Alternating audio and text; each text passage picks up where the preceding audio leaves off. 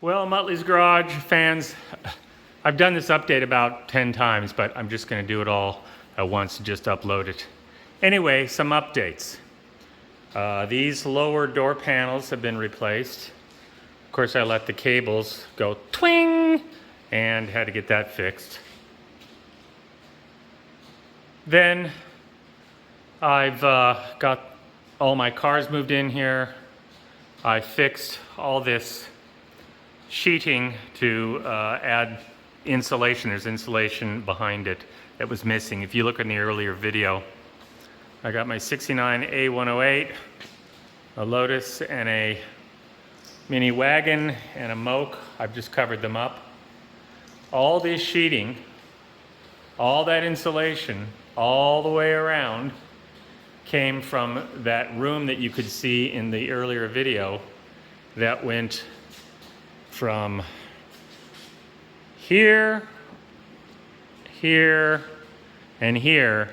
There was kind of a cubby, and there was a shelving here and a shelving here. Let me zoom out.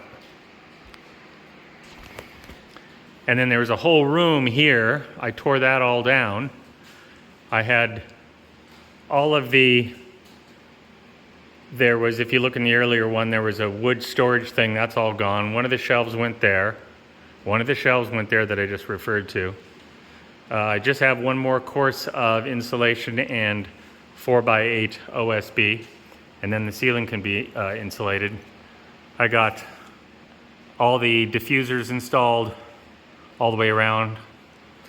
Built this workbench from a sort of partially built workbench that I finished. All my toolboxes are in. I had to repair the window on this sandblaster, which was a real pain. It took 2 trips, 2 shipments from Snap-on.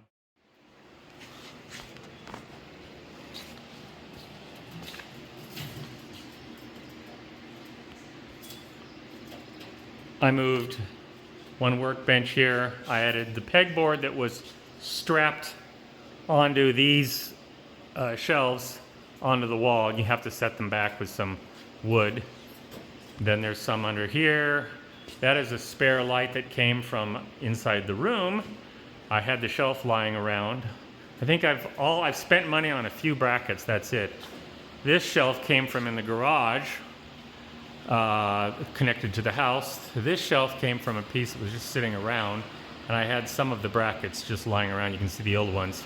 I did have a few new ones.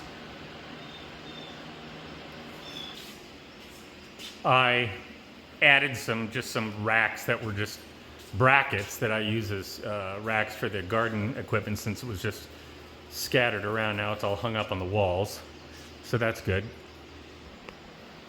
There was some more pieces of this siding used, and there were gaps in it, so I filled that all out, and that, like I said, went all the way to the end.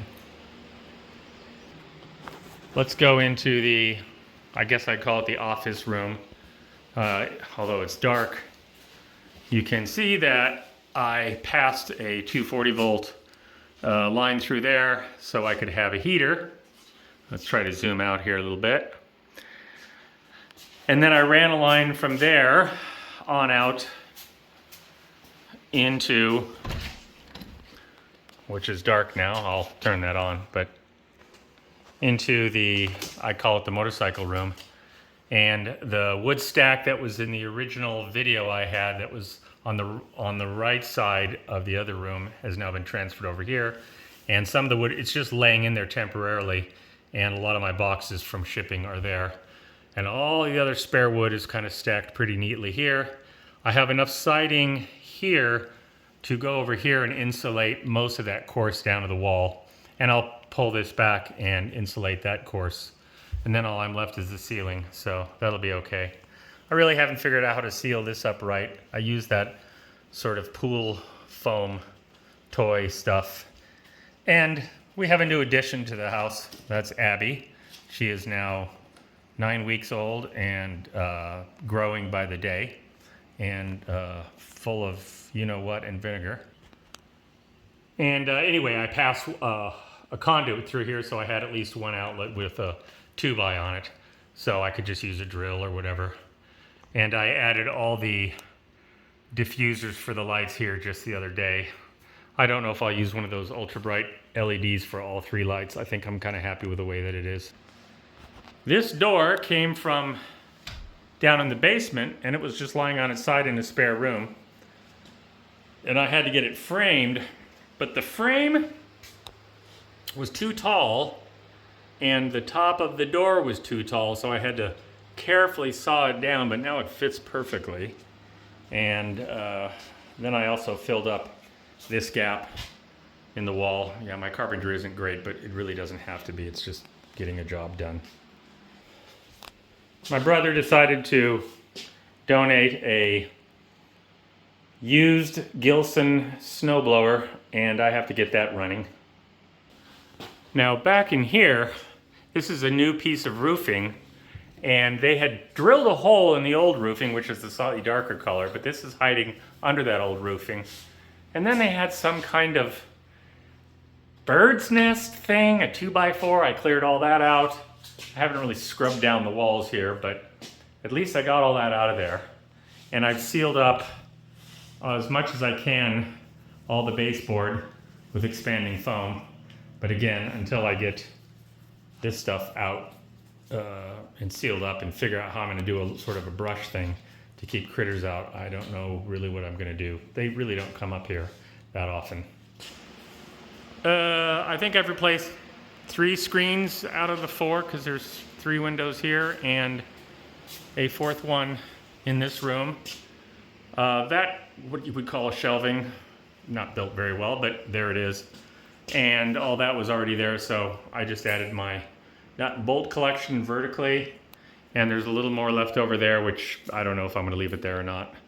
But anyway, it gets things off the floor, and I've got to fix a leak, and that piece of OSB just unscrews. I've literally bought 3 brackets. I've used every piece of hardware, screws, fasteners that came out of the demo when this room came down. And I had to take that bit of shelving there, which was at a 90-degree angle, in a cubby on the back side of the wall of that room, and straighten it out by sawing it and rebuilding a shelf for it, which was not fun. And then there's a continuation of the shelf that goes all the way to the back here that used to be inside the room. But that's now outside and just part of my shelving.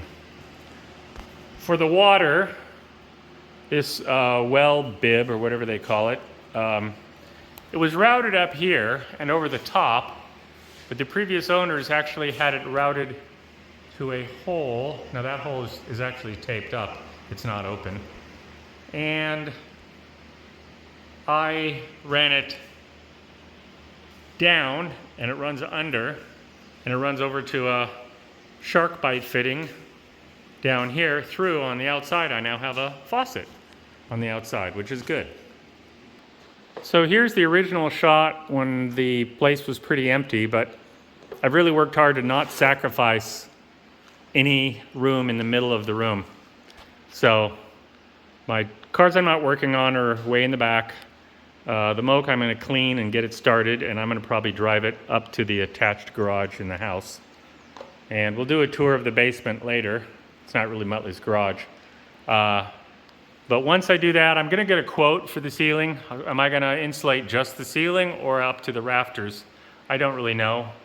The problem is wasps make their nests up in the cap area up there, and if I have no way to access it, they will grow very large wasp nests. So I have to talk to the contractor. It's the only thing I really want a contract to do. I've done all this other stuff on my own dime. So like I said, the entire cost that I've already put into this thing, aside from electricity to run the power tools, is 2 brackets, 3 brackets maybe, that you buy them in like they're $2 each. And I've got a Wi-Fi camera. I have a wireless adapter right there. And the wireless adapter runs via a hard wire down to an access conduit, which I put in. I since covered up all that conduit that was on the outside, it's all dressed up now. It's all cleaned up. And so now I pass through a conduit coming from the inside to the outside. It's blocked off on the outside, so critters can't get in. And now I have full Wi-Fi because it's hardwired all the way with Ethernet all the way into the house. So that's pretty neat. Anyway, this door is so tight, ants couldn't even get through it, flies, nothing. So it was a good fit, and I'm done with it. I could put some trim on it, but that's going to be for later. There's a lot of caulking and spending money on. Yeah, I probably spent some money on some expanding foam. There was a big hole in there, so I had to put expanding foam there. Also, along the footings that go between the concrete and the frame are footings, and there's some gaps between the concrete and the frame, and I probably have to access it from the outside to really do it right. Looking outside, I'll zoom out here. All the trim pieces, all the way down the front, those pieces of siding, I added a nice night tripped, dark light tripped outside light. I have a GFI or GFCI, whatever you want to call it. There's my faucet. So I drain the faucet in the winter, empty it all out, and I also drain on the bib side in the winter, so nothing can, it won't build up ice and break. And it survived one winter just fine. If you look at the trailer, here's some upcoming projects. The tongue got bent a little bit from overweight. Not when I traveled here, it was before then. And I've ordered the piece, this tongue piece here, so I'll get that as soon as it gets in. It might take a while, but I can use it in the meantime. I replaced the trim so that I'd seal up the garage better on this vertical piece here, and it was exactly the same as the original on both sides.